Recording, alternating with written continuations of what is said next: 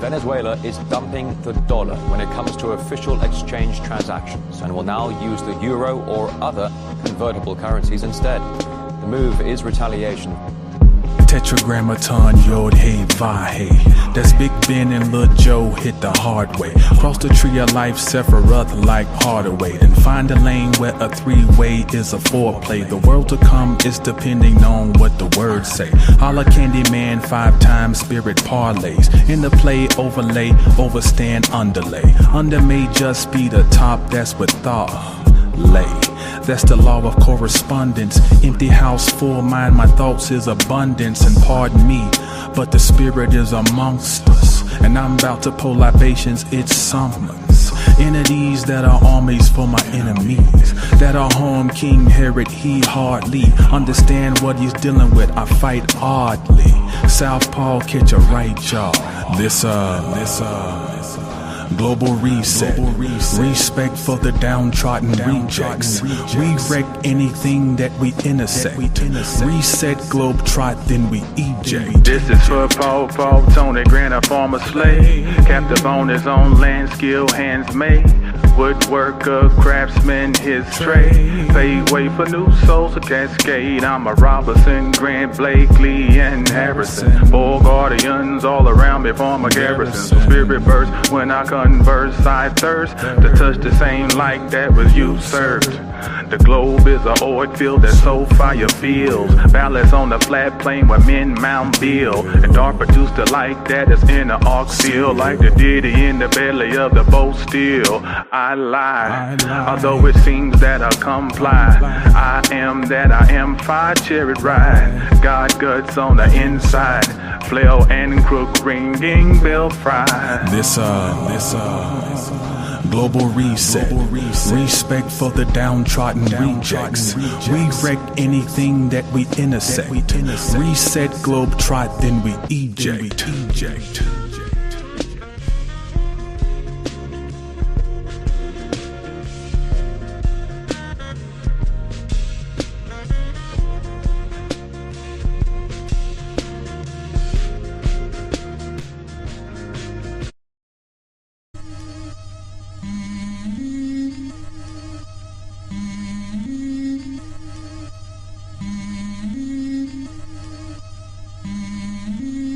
This cloth, similar to Egyptian cotton, worn by an old Yemeni while salatin. The 5 pillars became the 5-finger discount.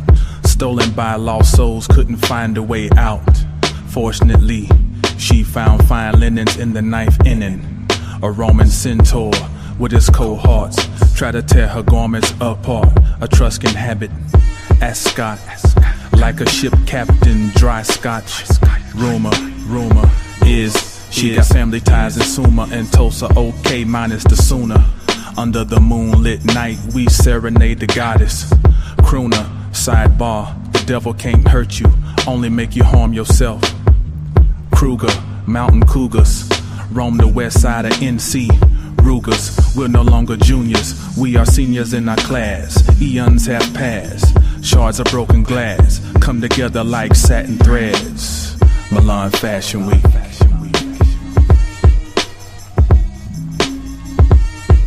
Yeah.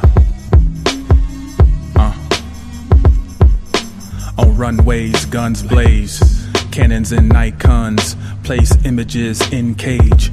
Onlookers express fake rage, so concerned about the fact she hasn't eaten in days. The price of high fashion. Eastern Germany handler keeps the dame dashing. Several factions clashing. They all want in on the action. Between wardrobe changes, the weight of the world leaves certain anguish. Jet setters dine on, smoked salmon, rice, pilaf, and meat lawn. Red wine, dry blood drips on. Milan Fashion Week.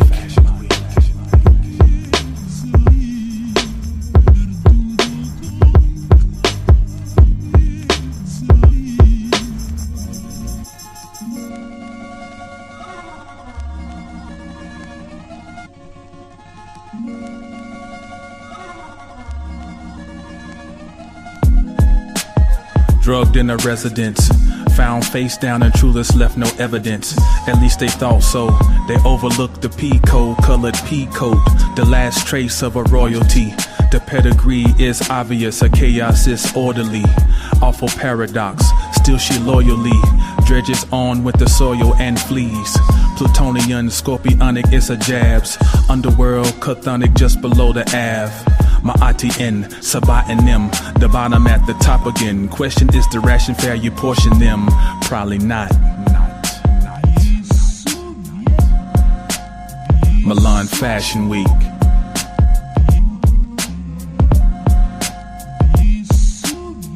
She's so angry, that's how media label her.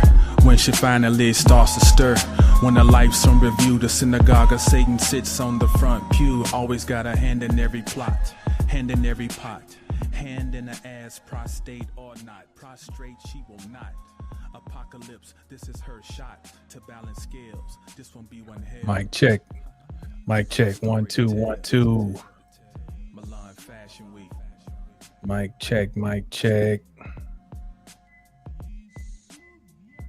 Peace to the world. We are back live here at 720 Astrology, and we want to delve into a quick topic. Jupiter square Saturn, the anatomy of a promise. This is nothing new that we're talking about because we've been dealing with Jupiter's square to Saturn for some time now, but I think we need to come back, in a time like this where things are moving so fast.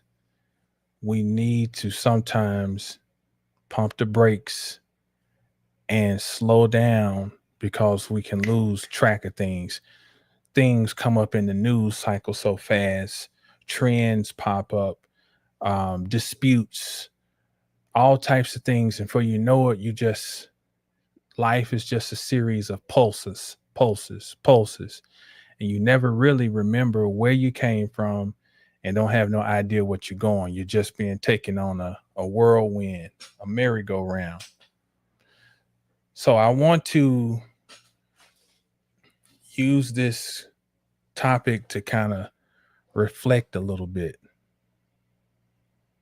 And of course, the title again is thank you, Black Butterfly. Yes. Yeah, please like the stream as you're coming in. And if you haven't, go ahead and subscribe.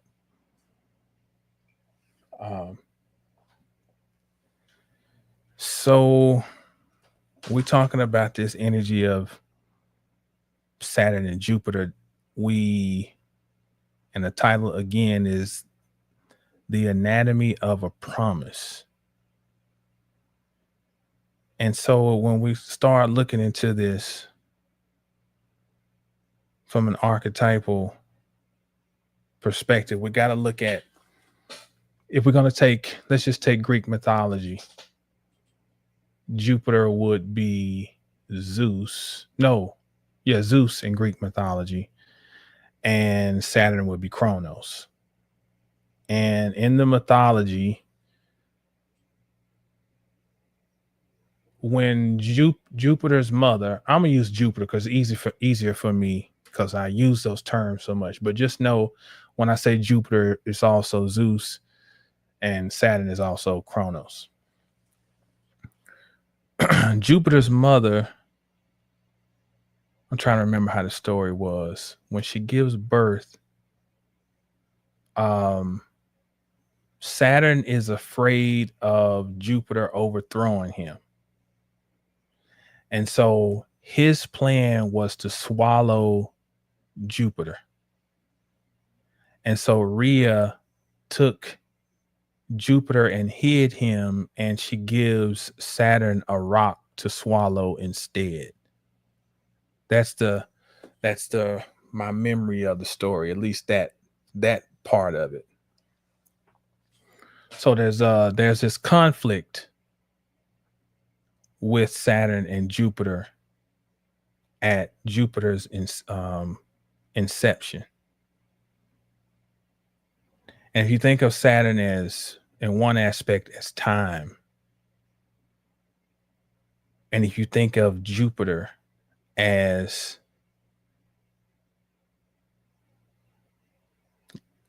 expansion, and it seems like one way you could dissect this story is the rigors of time seeming to attempt to prevent the expansion. And when we say expansion, it automatically kind of brings in the word freedom. So it seems like there's an attempt to prevent a future and to hold things where they are, hold them in place. One way to look at this saga between Saturn and Jupiter. Well, right now we got father and son are completing a very contentious bout of communication between each other or with each other. And we want to go back over this and look at it and try to make sense of it, because we've had to live out this cosmic conversation. So I want to go back first and look at the fact. Hey, Shauna, how you doing? I want to go back first and look at the idea of promise. And why do I use promise? The expression of planetary energy in signs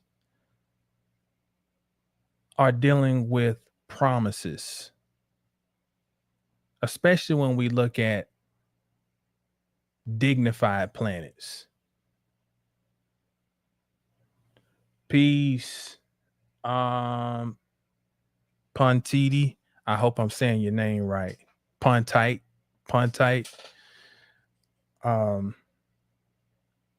When we look at a dignified planet,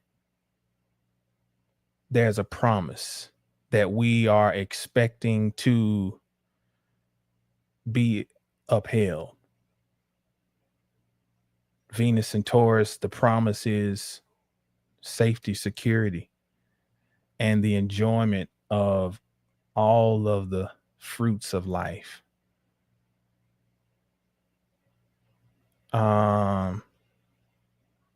Right on, Helen from the land of Punt. Right on. The moon in Cancer, the promise is security. Inner security, protection, the ability to grow. Sun in Leo, the promise is illumination, vitality. The promise is royalty, to be royal, to be seen, you know? So all planets and signs, I'm just using to start off. Peace, Roz Code. I'm just using the dignities though, just to give an easy reference. But all planets, and signs, these are promises. Now, let's analyze the word promise. What do we think is meant when we hear that word promise? What do we think is being conveyed? What's our connotative definition of promise versus the denotative? Connotatively, if I say I promise you, then the way we use it in language is that we're saying I'm pledging something. like a promissory note. I'm pledging that something will be done. Yeah, Shauna. Yeah, I got PayPal.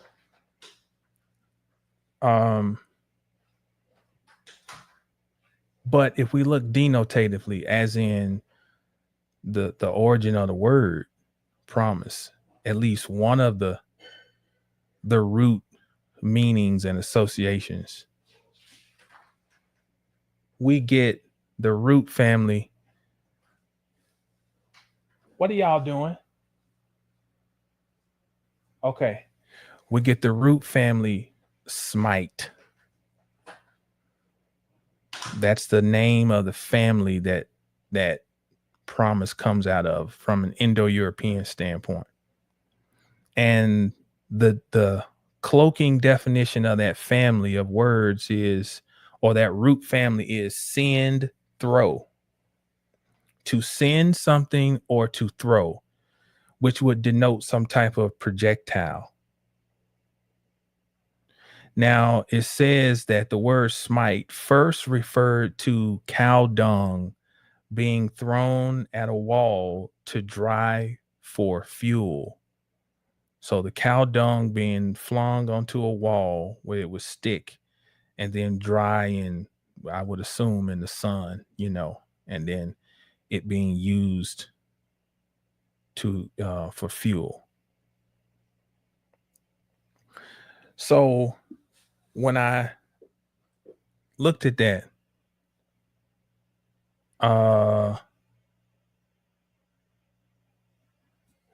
okay, Shauna, right on. I'll put it in the description. But thank you for stopping in.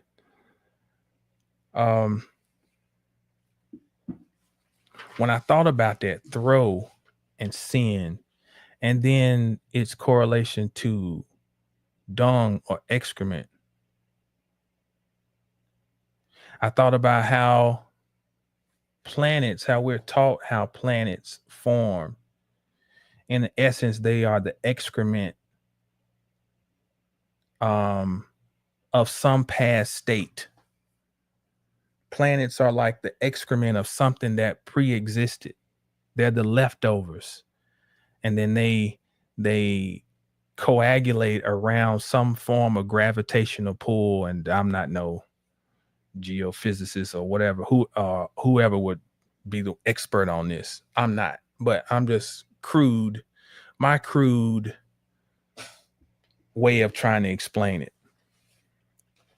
There's some coagulation around some central point, and then from that is formed this dense mass that would be a planet.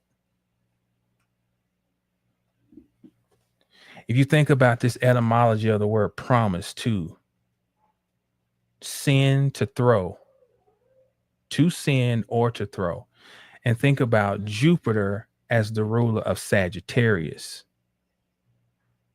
and this centaur energy that we have, where it's half man, half horse, but also with the bow and arrow, and even the symbol of Sagittarius is literally looks like a projectile, an arrow, and the arrow is what? It is shot or thrown forth, which would also symbolically line up with the etymology of the word promise, to send or to throw something.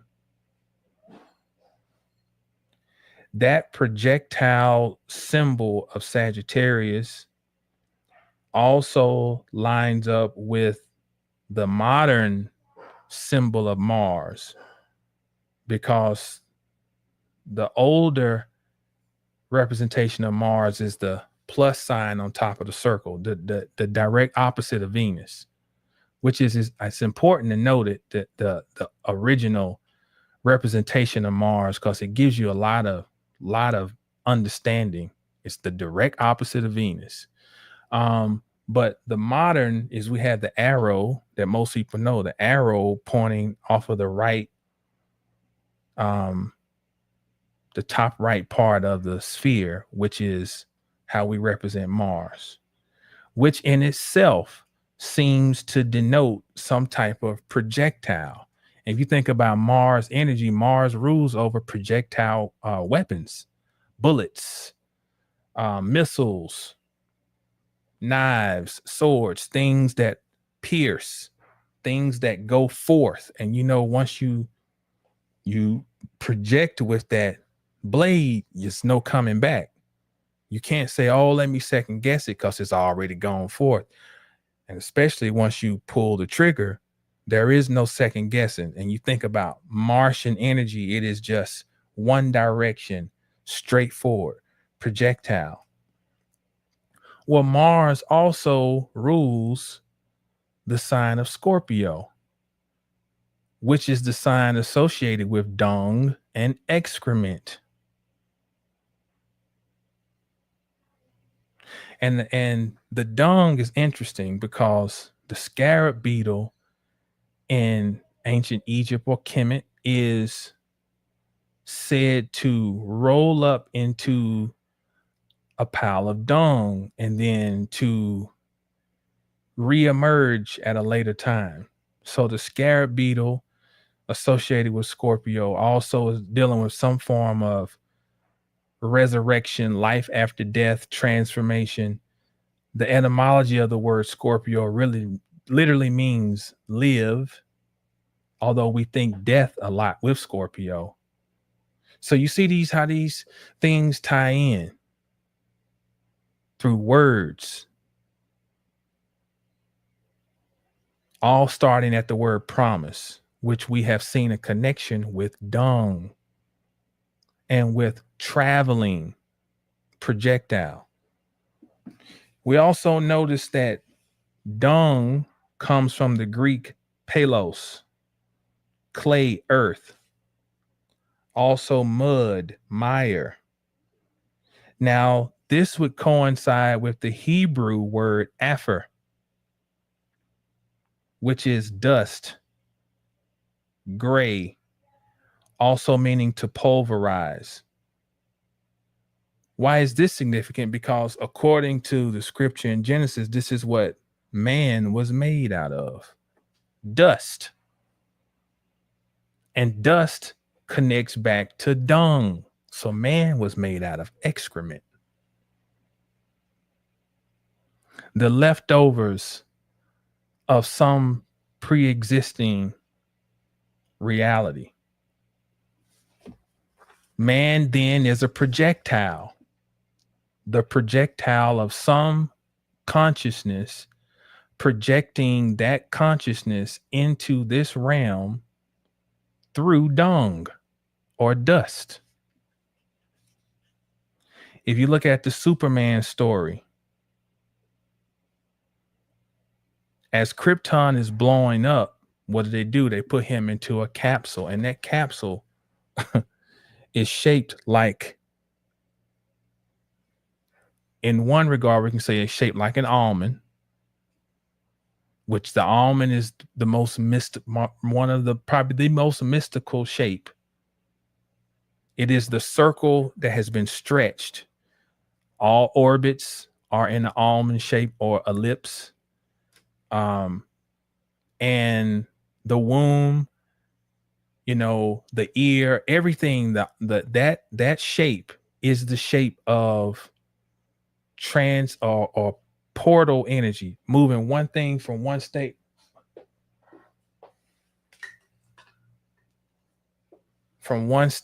to another. I'm gonna have to wrap this up quick.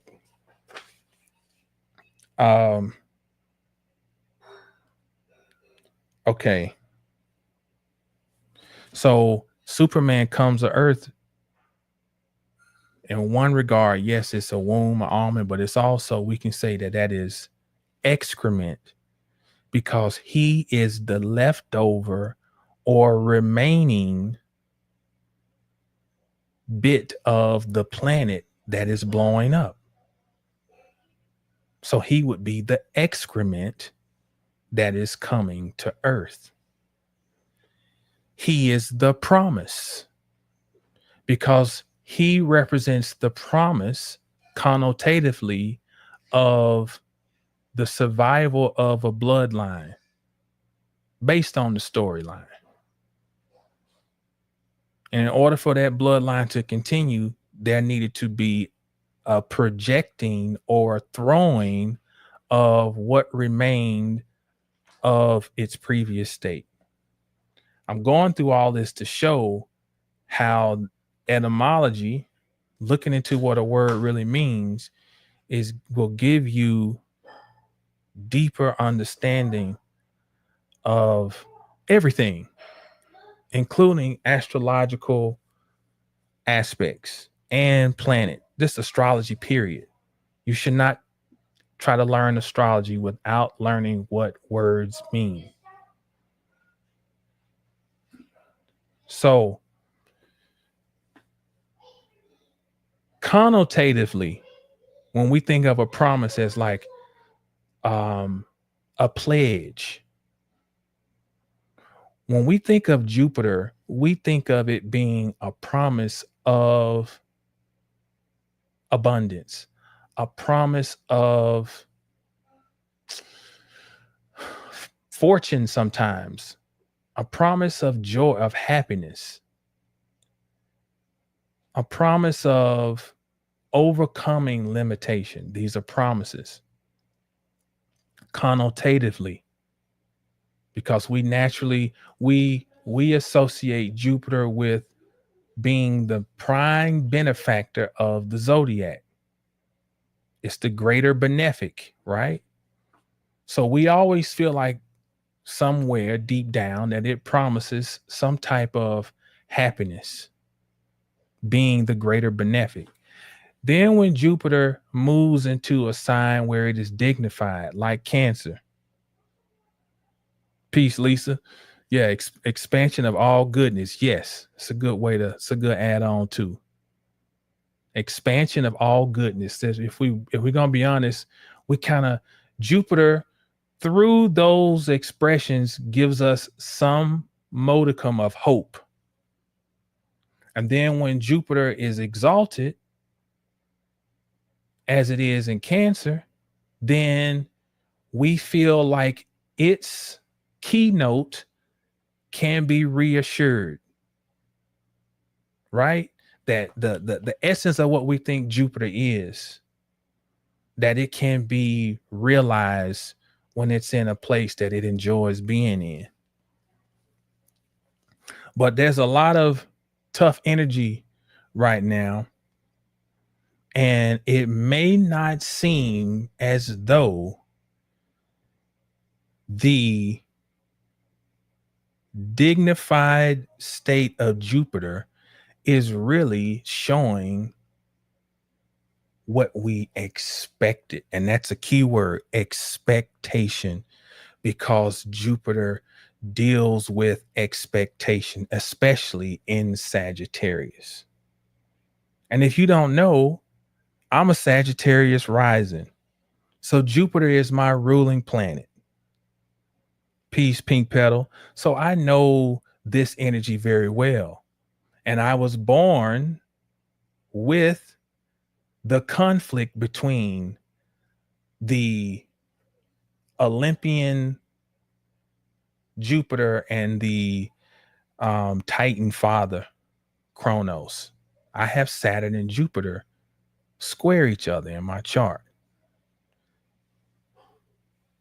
So this energy we're in now is that's part of my essence. And as a Jupiter ruled soul, if you will, I can be guilty of having too high of expectations.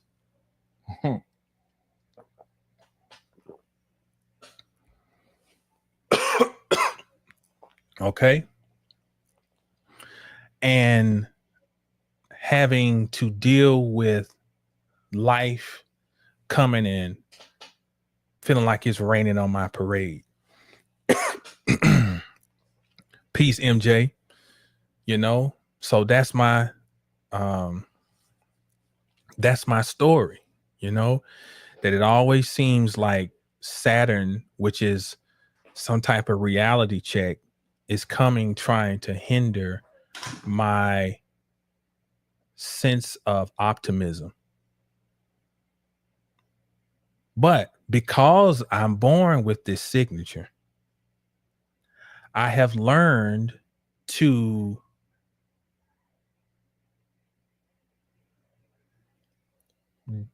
do my best to understand Saturn. And you got to understand, and I'm going to break this thing down as we keep going. And I'm getting ahead of myself, but it's all right.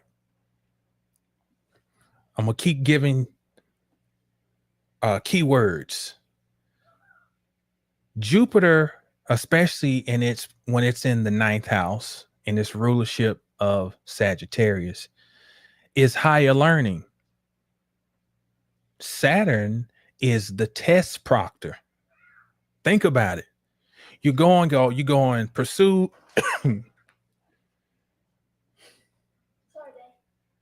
You go and pursue higher degree, master's, PhD, whatever. Okay. So you're into your studies. There are requirements you will have to complete in order to be awarded your master's or your PhD. Those requirements are Saturn. So if you can think of Jupiter, and it's a million other keywords that we can use, and we're going to get into some more, but just take those two. Think of Jupiter as higher learning and think of Saturn as the test proctor or the certifying body, the governing body that will let you know if you have completed said task and said requirements. If so, then you will be awarded with boom, boom, boom, boom, boom. I've had to learn that when you have that type of difficulty in the chart, it forces you to learn a greater sense of determination. Because in order for me to see success, I have to apply. I have to work through disappointment. I have great ideas. I mean, I can think of things, you know, you're like, damn, ain't nobody thought of this, such and such, looking at it this way, such and such. But it's easy to have ideas. It's another thing to have to see them through. I'm giving all this foundation for a reason, because this is the collective energy, depending on where it's at in your chart, that we've all been dealing with for the past year. And this is aside from all the other 10 million other things happening in the heavens that are impacting us. You know, we have to segment this stuff piece by piece. So what I want to do is I want to go back in time to 2020. That's why I said we're going so fast. Did we forget at the end of 2020? Do y'all remember the great excitement? The Bethlehem, the Star of Bethlehem, the great conjunction. This is officially the beginning of Aquarius. I mean, I was talking about it back then. And I felt the energy. And it's a real thing. People try to make light of it. Well, did you get your superpowers? And it, you know, but that's not the point. The point was the energy is the energy. It's a real thing. Anytime two planets meet up and start a new synodic cycle, it's a real thing. But it's what you do with it. So on the winter solstice 2020, Saturn and Jupiter met up. They started a new 200-year cycle where there'll be all in air. Like it dipped in the air back in 80, 81, somewhere in there. They met up in like Libra, but then it went back. All condolences, Lisa. Yeah, my sister transitioned. Yeah, doing not too much longer after that, like the next year. Yeah, 2021. Yep. And she was a Sagittarius, which is wow. So honors to those who've gone on. Peace, Sage. So yeah, they started a new predominantly air cycle. And they hadn't been in air for like 800 years. And then every time Saturn and Jupiter meet up anyway, it's a 20-year cycle between them having their conjunctions. So it was a whole bunch of cycles unfolding at one time. What is thank you, Lisa. What is a new synodic cycle? The easiest way to understand it is always go back and refer to a new moon. Because the new moon is when the sun and the moon are together by longitude. And it is what we say is a seeding process. It is where we are planting new intentions. Now, I got to digress here for a second because that word seed, the word seed and semen it come from the same root family. Okay.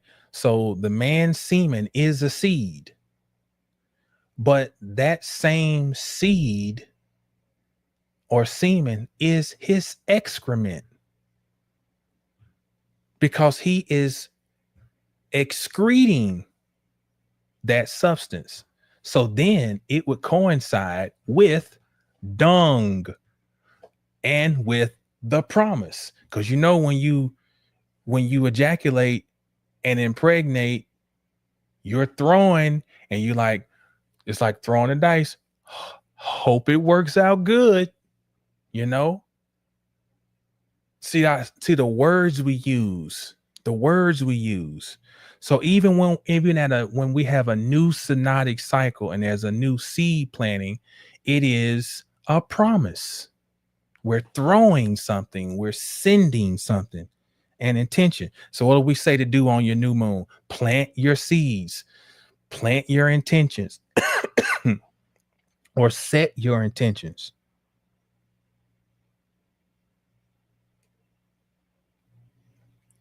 Okay. So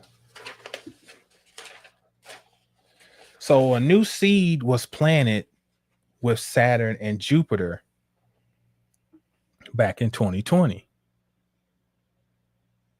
There was a lot of excitement, but when the thing hit, you know the thing that had everybody running to get tissue paper and crazy, and when that thing that kind of just kind of enveloped all of that excitement around the Saturn Jupiter, and if we're gonna be real, that thing just kind of eventually just faded into the oblivion. We're not talking about that right now. If we're gonna be honest,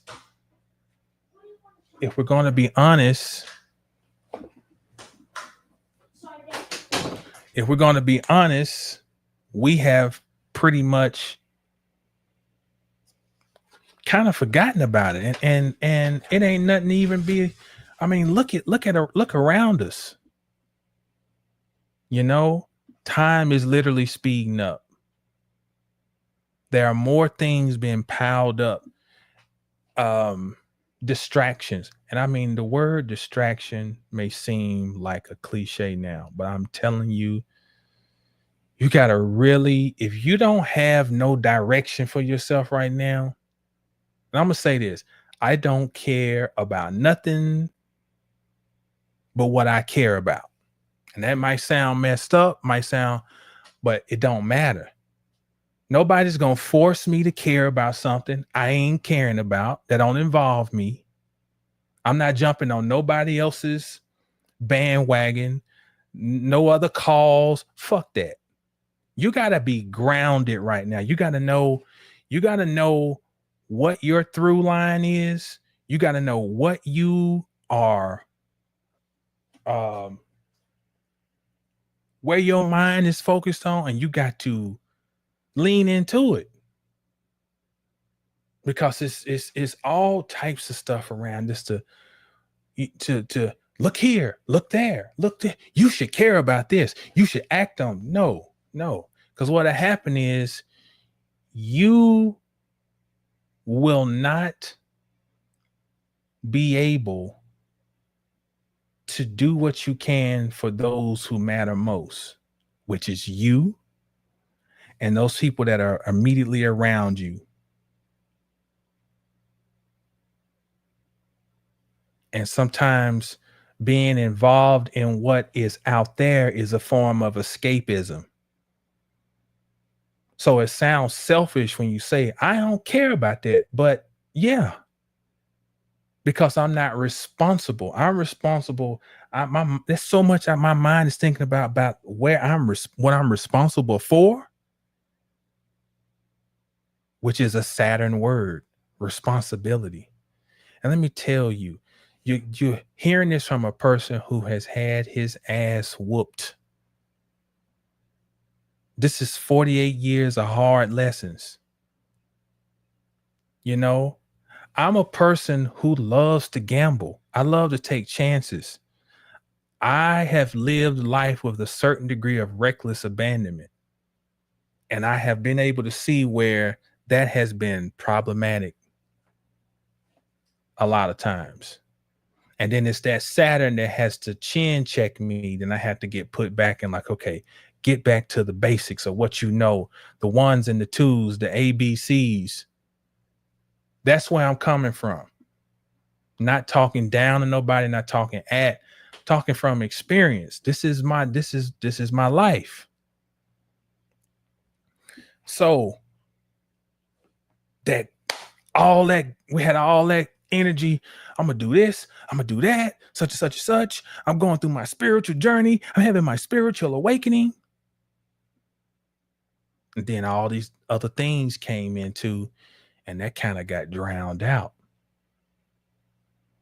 So what happened was in August of 2024, Jupiter moved into a first quarter square with Saturn. Now just always go back and think about the new moon as your reference point.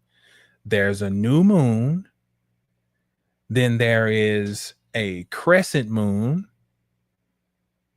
then there is a first quarter square. And the first quarter square there is an action that is, we're forced into action, and that action is what? Survival. Why? Because the moon is still trying to gather light. So we got to act out of a means of survival. The moon is fighting for light. Okay. Then when there's a full moon, then a disseminating moon, and then there's the last quarter. Well, the moon has received the light. Now it is fighting to understand what that light showed it. See what I mean? So if you take that same way of looking at it and take Jupiter relative to Saturn, this is the fight this is the fight for survival of what? The dream.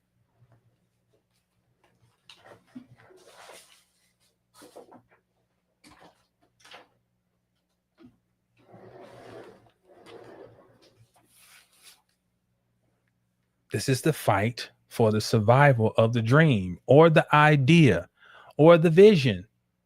These are all Jupiter words. Jupiter is a visionary, idealistic. If you bring in the Pisces energy, it is ethereal, it's otherworldly, it is imaginative, it's magical. So if you had a magical inclination, a vision, an ethereal revelation or experience, well, guess what? Since last year, especially August, we've been fighting for that vision. Jupiter is also faith. It's been a struggle to maintain your faith. And what is faith? It means fidelity. And what is fidelity? It means trust. Some of us may have lost some of our trust in what? A myriad of things. Trust in our own power. Trusting the revelation that comes through time. Trusting that we see what we saw, and that what we saw was a real thing. Now second guessing, like, well, maybe, I don't know, maybe I should, maybe I should just go and do something, all that. In the first quarter square, we're fighting for the Jupiterian seed that was part of the mixture with Saturn back in 2020. So what happened? We know planets move retrograde. So through retrograde motion, by December 2024, Jupiter squares Saturn again. And this is based on retrograde action, because the first time they met up, they were both at 17 of their respective signs. When they met up in December, they met up at 13 and 14. Jupiter around 13, Saturn at 14. 13 and 14. So what we had was they met up once, then they moved retrograde, met up again. So that was the hard learning period. What we got to realize now is that when they met up again in June, this was different. One, they are not meeting up in mutable signs. We had to we were ready to go last year, but we thought we were ready to go, but there was a lot more learning that was needed. There was a lot more learning that was needed. There was a lot more wrapping up of things that we had to endure. Gemini, Pisces. Now we're in a cardinal final square. Final as far as the opening square relative to their cycle. And Jupiter is exalted in this position. And so now the connotative sense of a promise is really pinging in our head. Jupiter is exalted in Cancer. Okay, where's Cancer in my chart? And it gave us some hope, because Jupiter is coming behind. Got to remember, we just been dealing with Mars in Cancer. So Jupiter got a lot of cleanup work to do behind Mars. But before it can start to show itself, we got to deal with it dealing with its daddy issues. And daddy say, no, you can't ride your bike 2 streets over. You got to stay on this street. Damn, man, I want to see what's going on the other street. They say it'd be about 10 little girls down there playing hopscotch. I want to get over there. Nah, stay over here. Damn. Saturn always hindering my expansion, my adventure, my idea, my vision. But we were supposed to be learning in 2024. And now where we can celebrate, and it don't matter, you got to have some time for a little bit of celebration. And you, because especially when things don't seem like there may not be a whole lot to celebrate. A religious person would say, give thanks, thank God. So in other words, an energy of gratitude.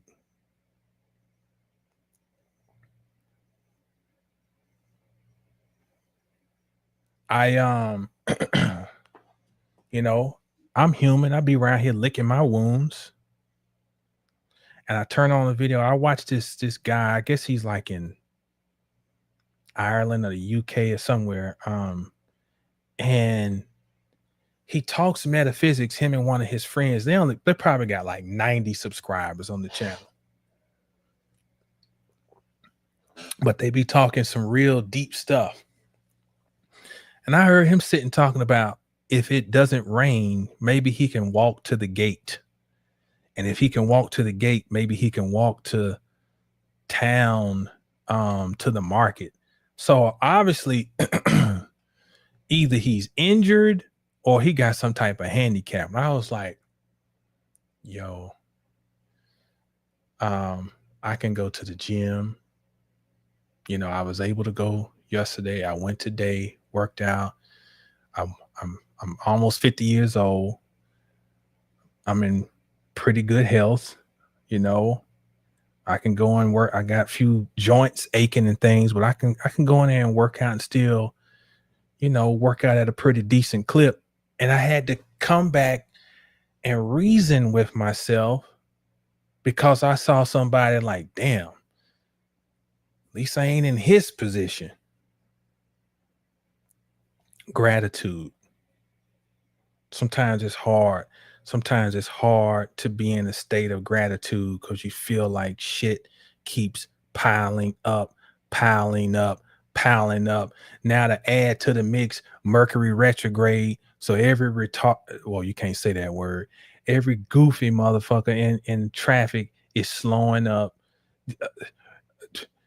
looking at their GPS, trying to send a text message, scratching their ass, you know, in the left-hand lane, trying to get somewhere, and you just wanna snap. And then on the flip side, you got a maniac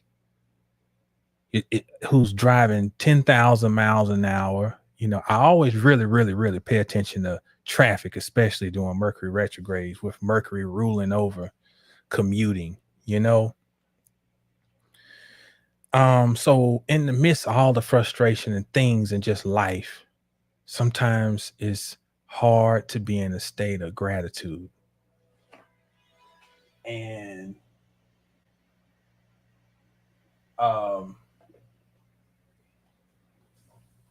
that just gave me a moment of pause to put me back in check. So, cause now we're in the last square of these two, and Jupiter is starting to separate. And although we always kind of sit on pins and needles when the sky is retrograde. You know, we're gonna have I think Pluto's retrograde, Neptune's retrograde, Saturn's retrograde, you know, Mercury's retrograde. Saturn and Neptune are going to roll back into Pisces. And we say things like, okay, we're going back to finish up stuff. But you know what happens as they re-enter Pisces? The thing is that Jupiter will be in the last decan of Cancer. It has separated from Saturn. And by the time fall gets here, it will have a moment of reconciliation with the Father, because Saturn and Jupiter will be in a trine to each other. Yes, Saturn and Pisces can bring out pessimism and the frustration of trying to put a foundation where water keeps on seeming to wash away the cement. But when you have Jupiter also in a trine to Neptune, sometimes we can see a miracle unfold. Sometimes it plays out as a spiritual revelation. Sometimes it might come out as something, a message delivered through a dream. So we're going to be careful, Sag rising, with our expectations. And we're going to be mindful of mercy and grace wherever, however it shows up. To see the downfall of of this Jupiterian energy is your expectations can be so high that you might miss where you actually get a blessing.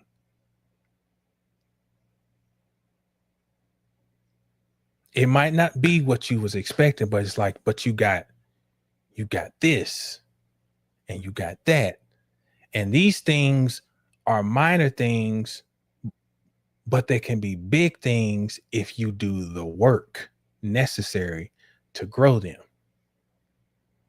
And those are the things you have to be able to find, or else you'll be one of these people who fall into the trap of being jaded. I told y'all Jupiter, and y'all thought Jupiter and Cancer was going. Yeah, no. Astrology is, the language is real. There is abundance of Jupiter and Cancer. Its exaltation is real. But the challenge is when you got mixed messages and confusion coming from the square of Neptune, which that's another conversation. And then you have barriers and limitations coming from the square of Saturn. It's hard to see the abundance, which is why the square makes us go to work, take action. First quarter square, the action is what? Survival of the seed. The vision must be protected. The idea must be protected and developed. The child must be fed. We're so excited when a new baby's born. Then the reality kicks in quick when it has pooped, 10 times before you even leave the hospital, or 10, let me say, 15, 20 times before you leave the hospital. And you got to bathe it carefully, and you can't leave it on the bed, and it might roll over. And all these little things, you got to really be mindful. It's hard raising a seed. It's hard.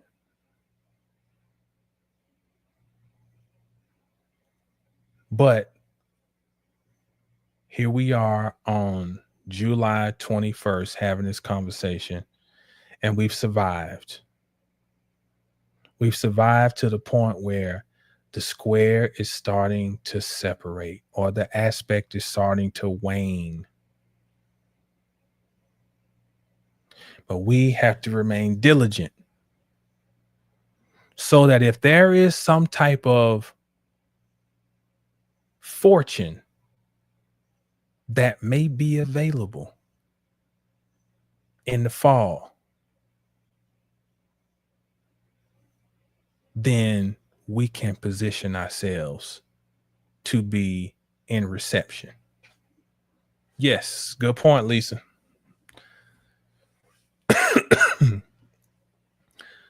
Abundance can be very negative. But okay. So I want to give you some words here to kind of frame this first quarter square between Jupiter and Saturn. Forced growth. Working out their problems through crisis. Forced realization of the result of excess. Forced to endure in order to see a vision realized. A feeling of limitation and contraction impeding expansion. A truth tested by time. An impossible climb that tests faith. Institution of higher learning. And the test proctor. And again, a period of reconciliation approaches the fall of 2025. And that new moon in Jupiter and Cancer at 4 degrees, that was a big deal. That was a big deal. That was another example of the seed. And that seed was opposite the seed of Saturn. No. I'm wrong. Let me not, because that was, yeah, they were in Aquarius. Never mind. The sun. I'm thinking of the sun when they formed their conjunction. The sun was at 0 of Capricorn. But never mind. I digress. But that new moon in Cancer was a big deal because it also really was ripe in that square position. And I hope that whatever ideas we had or vision we had, that we understand that it's not enough. It's not enough to have the idea. It's not enough to have a vision. It's just not enough. Saturn reminds us that you have to put in the work. And whatever you think the work is, you got to figure it out. As my grandmother used to say, you better learn how to do. And this square has just been saying, you better learn how to do. You better figure it out. And I looked at this trine between Jupiter and Saturn. It's going to sound real corny, but it's okay. These, think about what I said. This is the father and son in this eternal battle. And so I said, as they have this reconciliation in the fall, Dad, I understand why you were so hard on me. And then the father says, son, I wasn't trying to stop you. I just wanted you to learn responsibility. If we can remove ourselves from the emotional attachment to our individual lives and see these archetypes that live out their shit through us. Dad, I understand why you were so hard on me. This is Jupiter speaking to Saturn. And here's Saturn's reply. Son, I wasn't trying to stop you. I just wanted you to learn responsibility.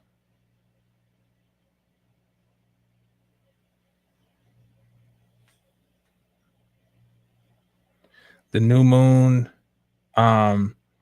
in Cancer in June also gave us a quincunx to where Jupiter and Saturn met up in 2021.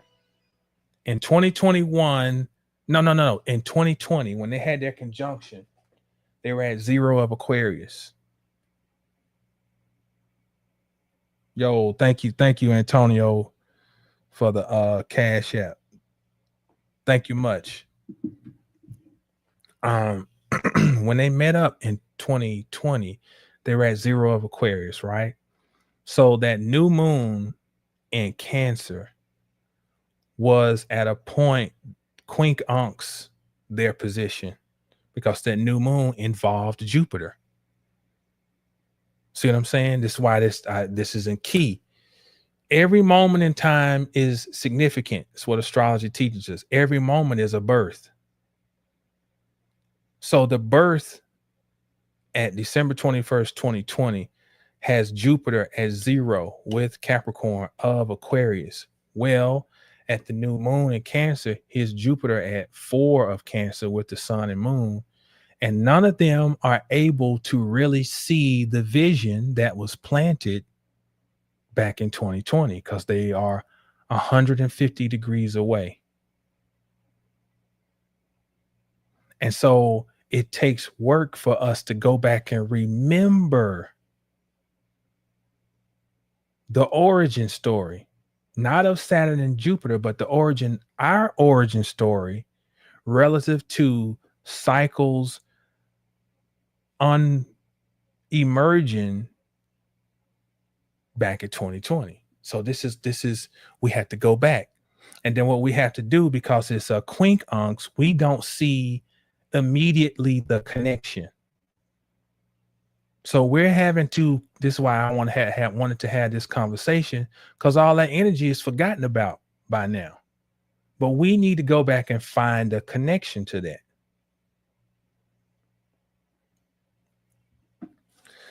Now,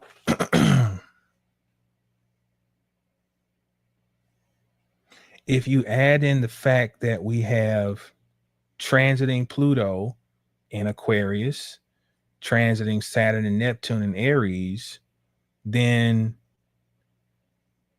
there's a whole big yod or finger of God that's formed with that new moon in Cancer back in June.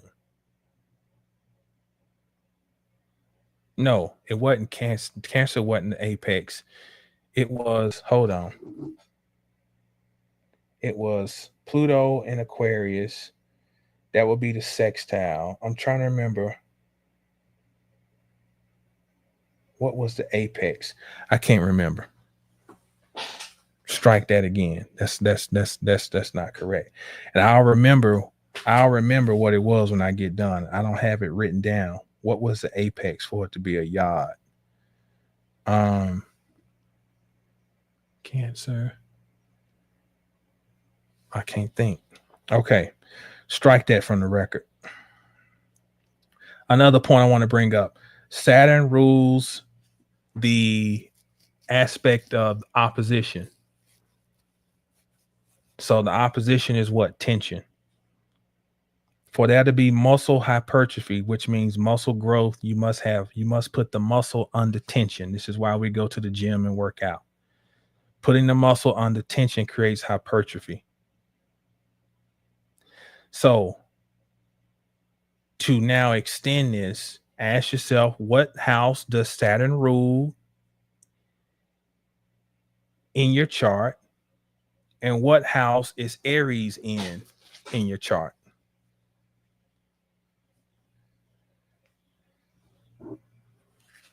And where you have that is where you can say that pressure is being applied to build muscle. So in addition to our conversation of us looking at Saturn squaring Jupiter from the perspective of Jupiter, now we look at more at Saturn and how Saturn is the planet of tension and being debilitated. Wherever it rules, Capricorn in your chart, through the lens of Aries, you're building that Capricorn house. Through Saturn being debilitated in Aries, while it's squaring Jupiter. So Jupiter's not the only one learning. Saturn is too. And Saturn being debilitated, whenever a planet is debilitated, is giving you the opportunity to see things from another perspective. When you're always comfortable, why do you think the SEC is arguably the most dominating football league in NCAA football? Well, look at where they pull players from. Florida, Georgia, South Carolina, Kentucky, Alabama, Mississippi, Arkansas, Louisiana. The places where the colonization was the most fervent, where it was the worst, where the bondage and the taking of land was the worst, where people were still picking cotton up until the 70s in certain places. You know, that struggle, that's why them athletes, it's in their blood. When we went and played, I'm from North Carolina. When we played teams from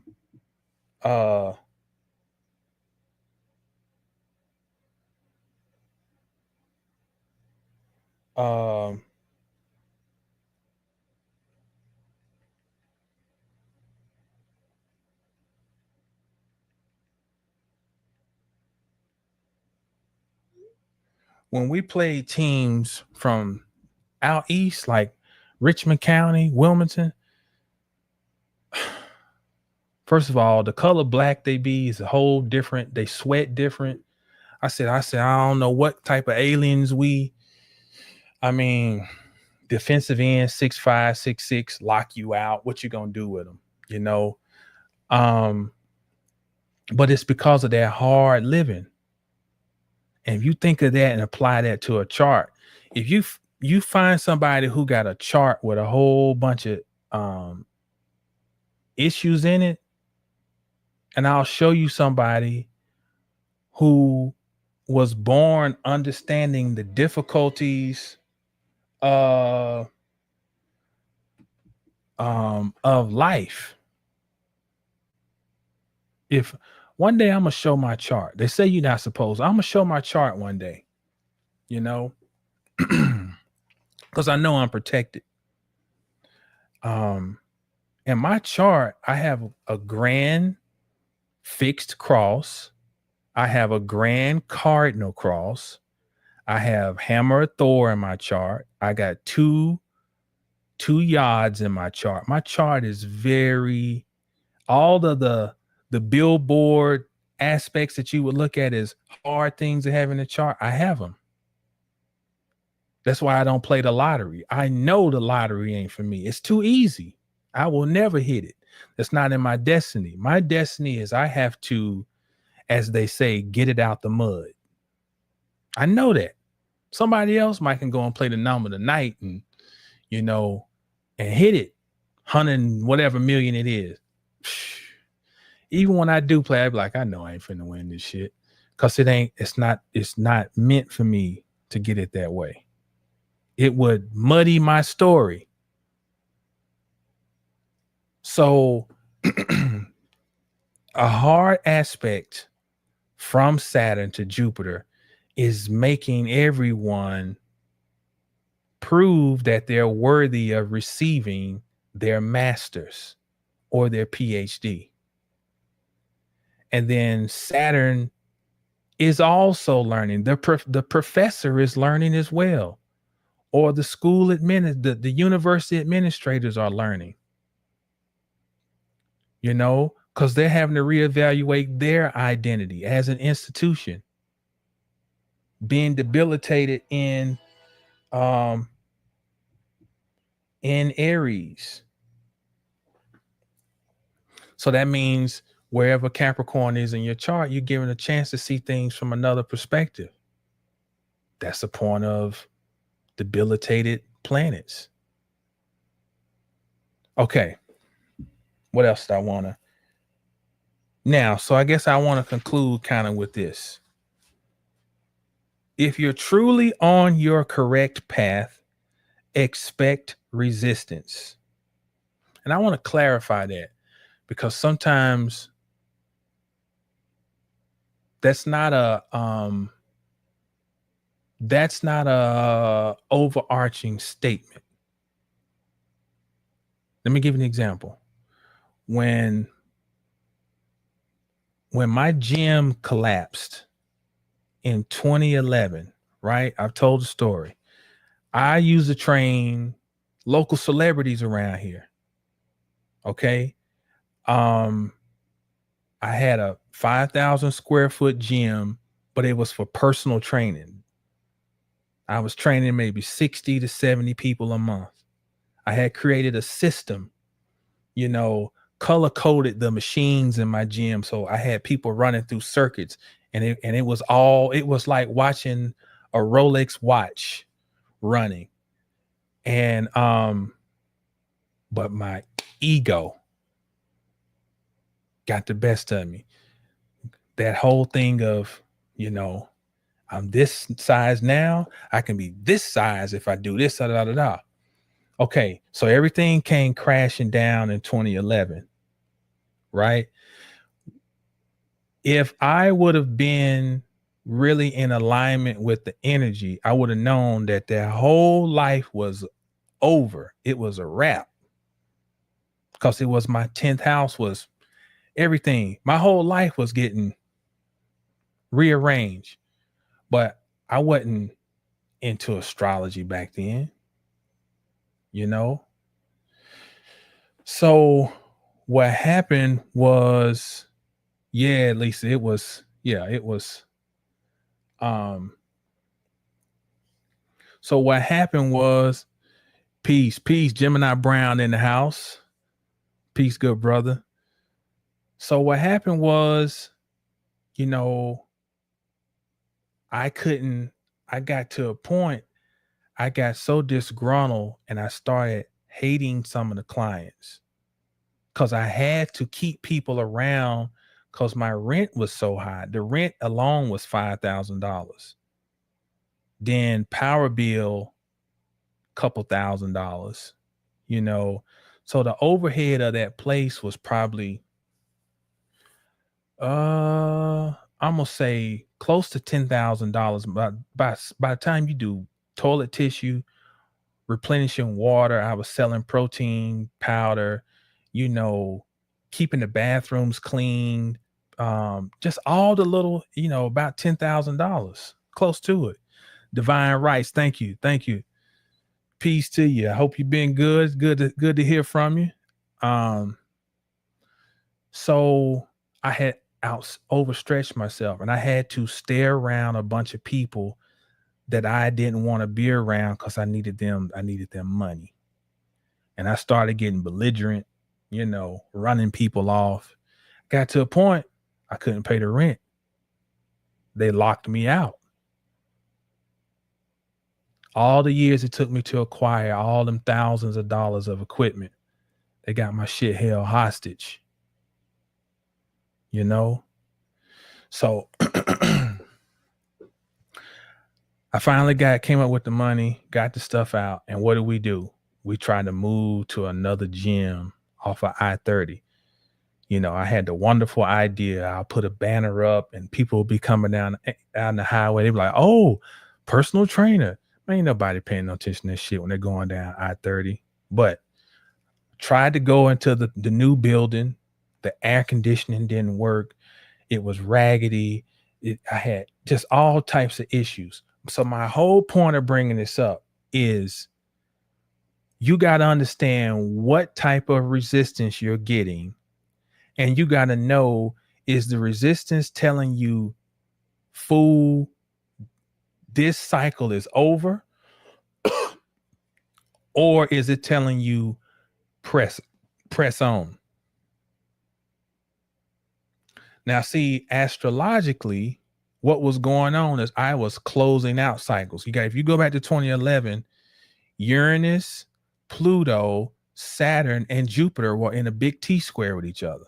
And so if I would have been a student of astrology at that time, I would have known my life, several things was coming to an end.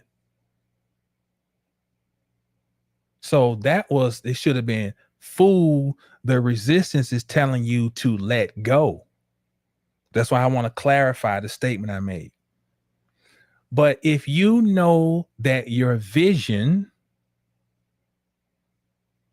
has been well crafted and it has come from a place of wisdom, then the resistance means you must push forward. And you, because you know, I got something that's so special that I am not going to release it and give it up because of some pressure.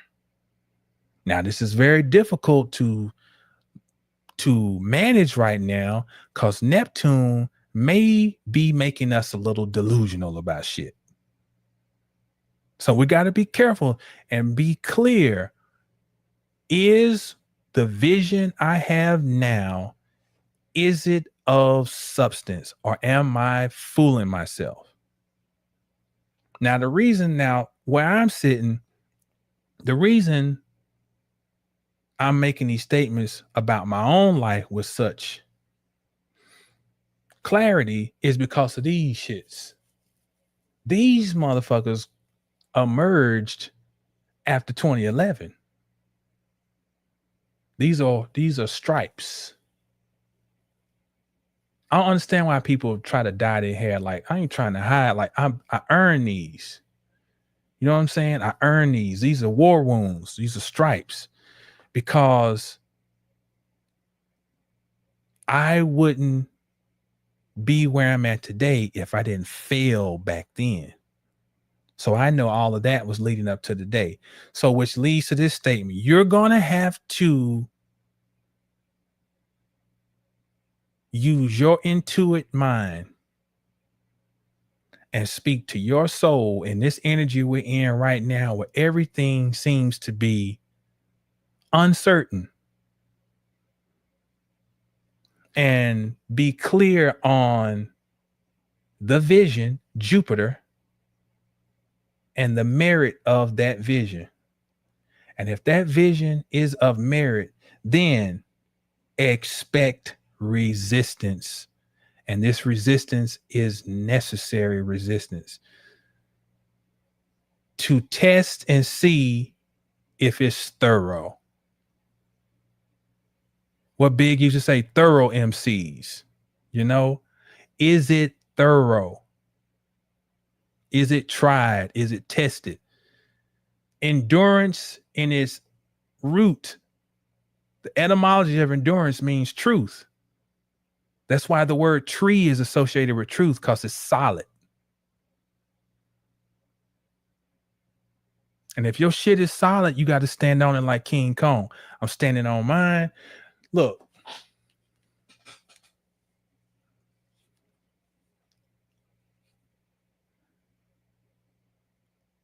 I have amazing things to share with the world. Amazing, but I just can't share it yet. Amazing things. So I'm going to try to conclude with be in recognition of what gifts you have. Saturn is testing our maturity to see if we can recognize what gifts we're in possession of, even while under pressure. And this is coming from somebody, as I said, with the grand fixed cross, which involves, part of it is Jupiter squaring Saturn in my chart. So I feel I have enough life applicable knowledge to understand this energy of,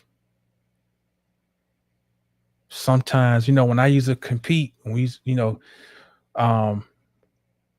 of my trainers, Herman, he was like, all right, Big Daddy. He'd be like, your diet this week, it's going to come down to your intestinal fortitude, Big Daddy. So in other words, don't worry about being in shape for the show.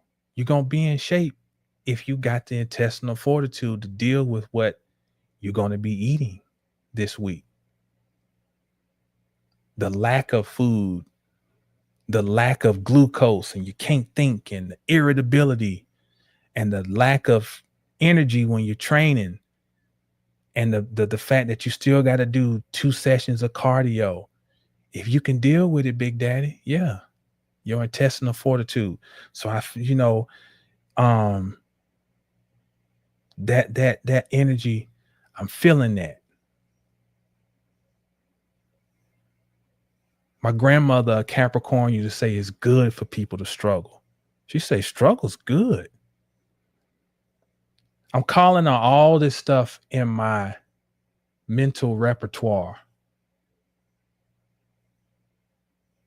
I'm calling back on those years of competing.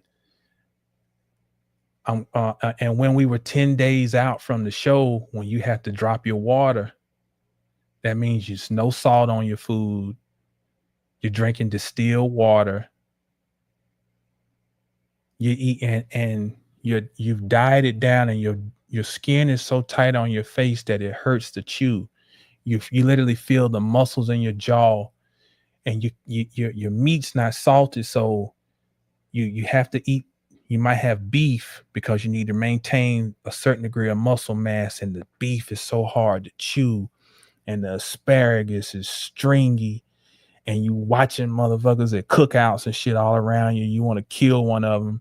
You know, I remember walking to the grocery store, and I'd have to hold on to my ex-wife's shoulder as I'm walking through the store. My energy was so low. Like, I'm remembering all that right now. And how at certain points I used to look at people, and don't judge me on this, but you have to play games with yourself using your ego sometimes.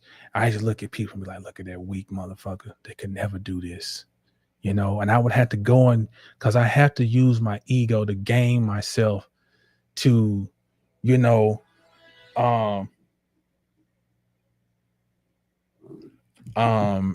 as I was going through this. And so you got to go and pull on whatever resources. Okay, look, I got to play something.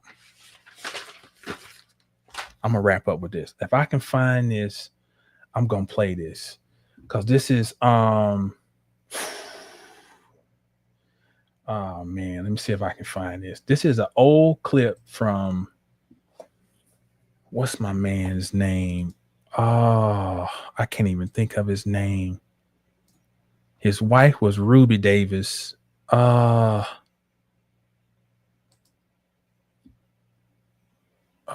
What's his name?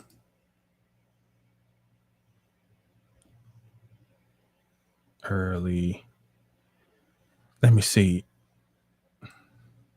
Y'all know who I'm talking about. Ruby Davis's husband, the actor. Okay, bear with me. Let me see if I can pull this file in. Media. How do I add?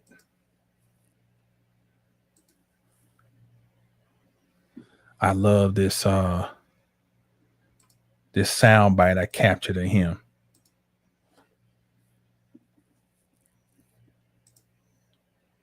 Ossie Davis. Thank you, Lisa.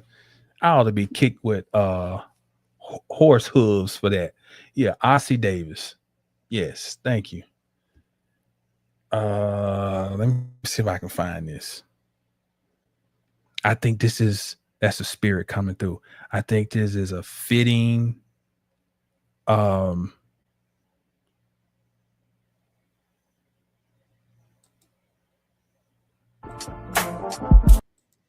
me see, where is this?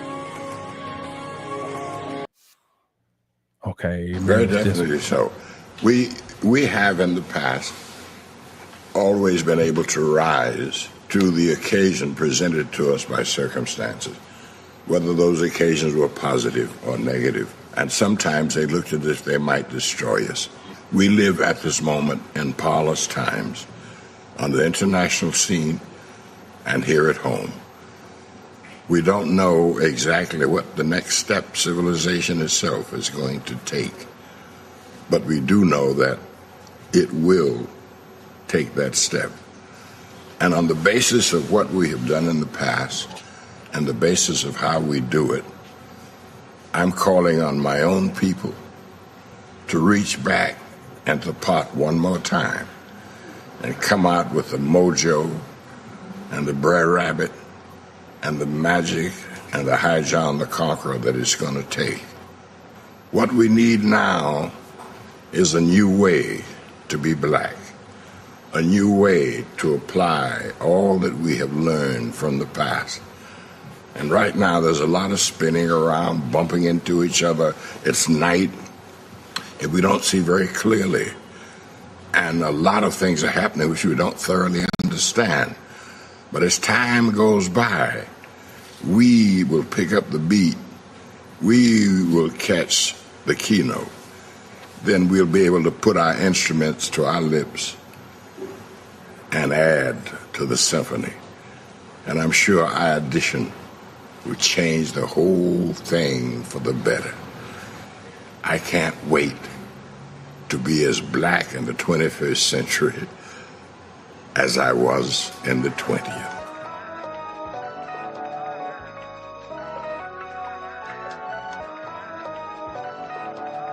"88 keys, but still looking for the right note. My life's a movie, sharks are swimming, I'm in a rowboat. Now you would think such a situation presents no hope, but I was taught to keep my eyes focused like telescopes and submitting dope, my prescription for when you trying to cope. With the muck and the dirt of life, long for some soap. To watch the pain laugh like babies when watching bubbles float. Blow some choke, read books of famous philosophy quotes. Listen to some YouTube videos and hope this big dude with dreadlocks will soon fall through and commune. Yeah, you know, I've been waiting here for you. I'm glad that Y'all you stay get down no till you get up. early. When you get up, stay down. Know the stars to know yourself. Be a good pupil. 720astrology.com is the website. If you can't get in for a booking, if you need to get something done relatively quick, I do offer recorded readings. And, yeah, 720astrology.com. Peace.